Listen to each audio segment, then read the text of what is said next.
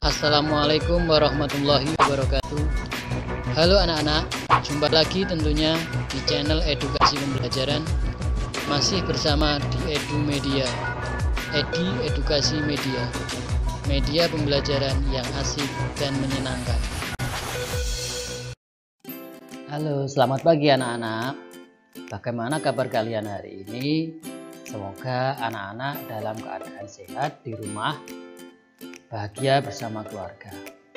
Nah anak-anak, kali ini berjumpa lagi dengan Pak Edi yang akan menyampaikan materi.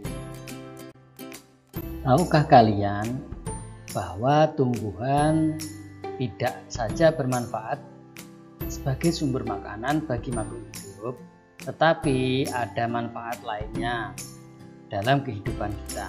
Yuk kita cari tahu ya anak-anak, manfaat apa saja yang anak-anak, kali ini kita akan melanjutkan pembelajaran sebelumnya. Sekarang kita masuk ke tema 1, selamatkan makhluk hidup, subtema 1, pembelajaran keempat. Nah, sebelum kita mulai pembelajaran kali ini, silahkan anak-anak dipersiapkan dulu alat tulisnya, sehingga kalian nanti seperti yang kalian ketahui bahwa tumbuhan sebagai penghasil oksigen atau O2, sedangkan makhluk hidup lainnya yaitu manusia dan hewan menghasilkan karbon dioksida atau CO2.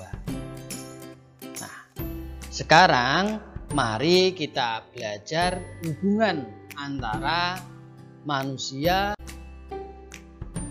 tumbuhan dengan manusia dan hewan. Ada hubungan timbal balik. Oksigen yang dihasilkan oleh tumbuhan tersebut dimanfaatkan oleh manusia dan hewan untuk bernafas. Sebaliknya, yang dihasilkan oleh manusia dan hewan yang berupa karbon dioksida dimanfaatkan kembali oleh tumbuhan untuk proses fotosintesis. Jadi selain sumber makanan, tumbuhan juga dapat bermanfaat untuk makhluk hidup yang lain. Ya, seperti yang tadi disampaikan bahwa O2 atau oksigen yang dihasilkan oleh tumbuhan dimanfaatkan oleh manusia dan hewan untuk bernafas. Selain melakukan fotosintesis, tumbuhan juga berkembang biak yang memiliki tujuan untuk menjaga kelestariannya dan sebagai sumber kehidupan bagi makhluk hidup yang lain. Oleh karena itulah manusia memiliki peran penting, yaitu untuk menjaga kelestarian tumbuhan tersebut.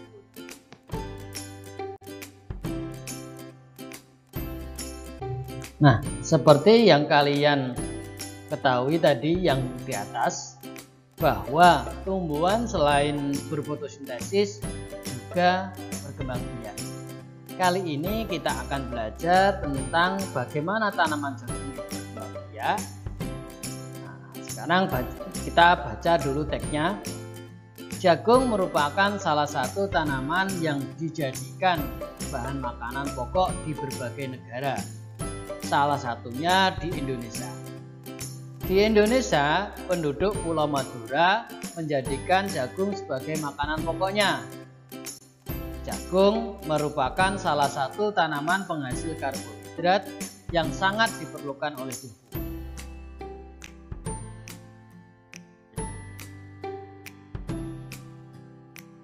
Dari paragraf yang telah kita baca bersama-sama tadi, mari kita bersama-sama cari ide pokok dan kesimpulannya. Pada paragraf tersebut, kalimat utamanya berada pada awal paragraf yang berbunyi, jagung merupakan salah satu tanaman yang dijadikan bahan makanan pokok di berbagai negara, salah satunya di Indonesia. Nah, itu adalah kalimat utamanya.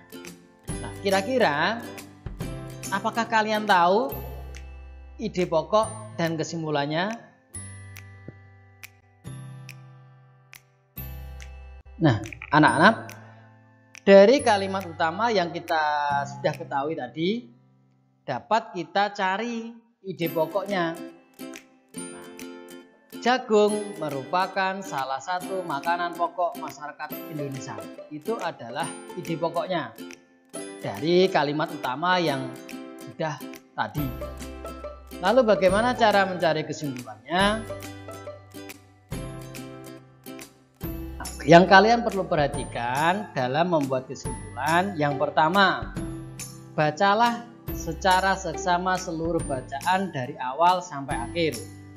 Kemudian kedua, tentukan ide pokok pada setiap paragraf dari bacaan. Yang ketiga, simpulkan isi bacaan berdasarkan ide pokok. Nah, tadi kan sudah kita pelajari atau kita sudah menemukan ide pokoknya dari kalimat utama yang sudah kita ketahui. Nah, sekarang kita lanjutkan untuk membuat kesimpulannya.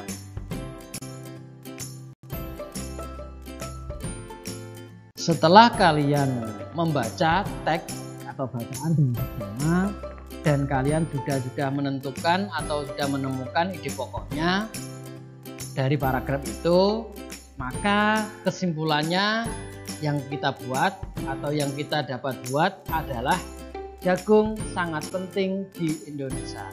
Nah, itu adalah kesimpulan dari paragraf yang telah kita baca tadi bersama-sama. Nah, berikut ini adalah hal-hal atau ciri-ciri kesimpulan yang baik. Yang pertama, berisi pesan kepada pembaca. Yang kedua, berisi pokok atau intisari dari bacaan. Ketiga, dari hal-hal khusus ke umum. 4, menggunakan kosakata yang baku. 5, suatu pernyataan yang dibuat berdasarkan ide pokok atau kata kunci dari kalimat penjelas yang dibuat sendiri.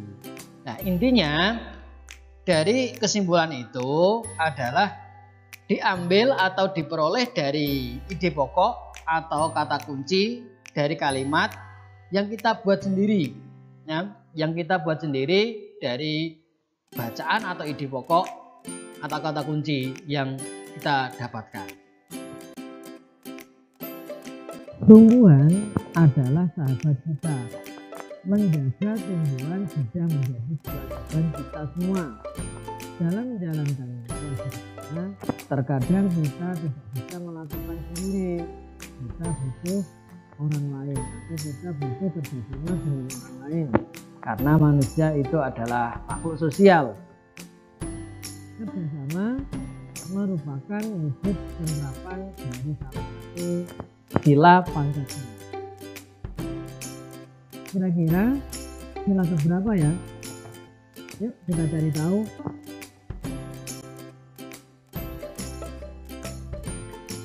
Semuanya harus memahami lagi kelima sila Pancasila berikut ini.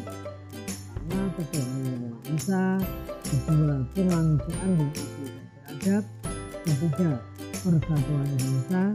Keempat, kerakyatan yang dipimpin oleh hikmat kebijaksanaan dalam permusyawaratan perwakilan. Kelima, keadilan sosial bagi seluruh Indonesia. Kalian harus memahami 5 sila Pancasila tersebut. Nah, sekarang coba kalian amati gambar berikut. Ada gambar 1, ada gambar 2. Nah, yang gambar pertama atau gambar 1 menceritakan anak-anak yang sedang bergotong royong membersihkan lingkungannya. Sedangkan yang kedua bercerita atau menceritakan tentang anak-anak yang sedang berdiskusi, mungkin diskusi kelompok.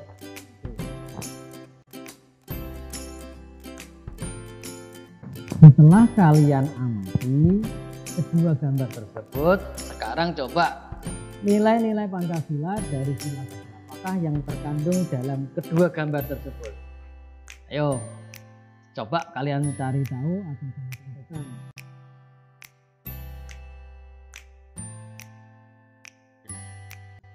Nilai-nilai yang terkandung dalam sila ketiga Pancasila. Yang pertama, menempatkan persatuan, kesatuan, kepentingan, serta keselamatan bangsa dan negara sebagai kepentingan bersama di atas kepentingan pribadi atau golongan. Yang kedua, rela berkorban demi kepentingan bangsa dan negara. Yang ketiga, mengembangkan rasa cinta tanah air dan bangsa. Yang keempat, mengembangkan rasa bangga bertanah air dan berbangsa Indonesia. Yang kelima, mengembangkan persatuan Indonesia di atas dasar Bhinneka Tunggal Ika. Nah, itu adalah nilai-nilai yang terkandung dalam Pancasila, khususnya sila ketiga.